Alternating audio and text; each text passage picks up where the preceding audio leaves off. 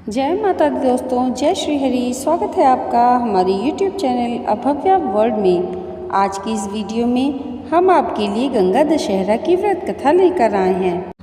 पौराणिक काल में अयोध्यापति महाराज सगर ने एक बार विशाल यज्ञ का आयोजन किया और उसकी देखरेख की जिम्मेदारी अपने पौत्र अंशुमान को सौंप दी।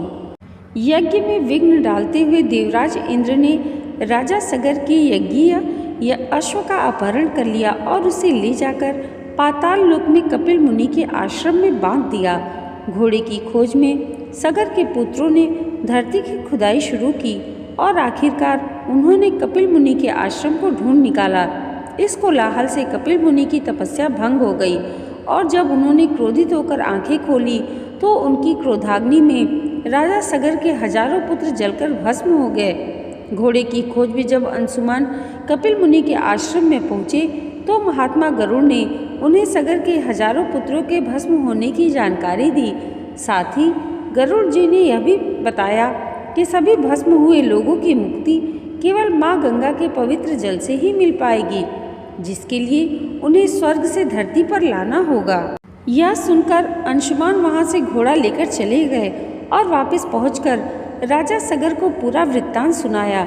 यज्ञ संपन्न होने के बाद राजा सगर, अंशुमान और उनके पुत्र दिलीप ने गंगा को धरती पर लाने की बहुत कोशिश की, लेकिन वे सफल नहीं हो सके।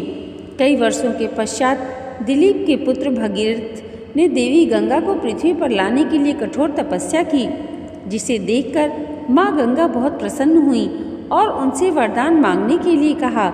राजा ने माँ से धरती पर आने का आग्रह किया, जिससे उनके पूर्वज की आत्मा को शांति मिल पाए। माँ गंगा धरती पर आने के लिए मान गई, लेकिन उन्होंने भागीरथ को बताया कि अगर वह स्वर्ग से सीधी पृथ्वी पर आएंगी तो पृथ्वी उनके वेग और गति को सहन नहीं कर पाएगी। इस समस्या के समाधान के लिए देवी गंगा ने भागीरथ को भगवान शिव की आराधना करने के लिए कहा।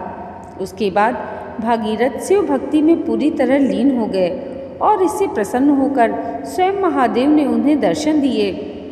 जब शिव ने उन्हें वरदान मांगने के लिए कहा तो उन्होंने अपनी समस्या के बारे में बताया।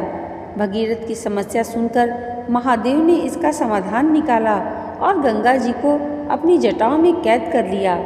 फिर जटा से एक लट को खोल दी, जिससे देवी गंगा 7 धाराओं में पृथ्वी पर प्रवाहित हुई।